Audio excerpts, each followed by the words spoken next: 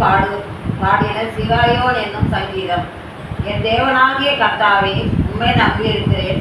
என்னை துன்பப்படுத்துகிறவர்கள் எல்லாருக்கும் என்னை விலக்கி ரட்சியம்.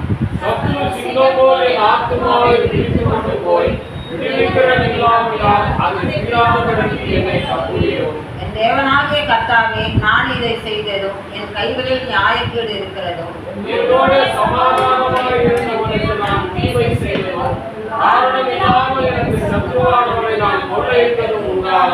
அவிஞன் என் ஆத்துமாவை கடந்து பிடித்து என் பிராணனை தலையிலே தள்ளி மிதித்து என் மகிமையை துள்ளிலே தாழ்த்த கடவன்.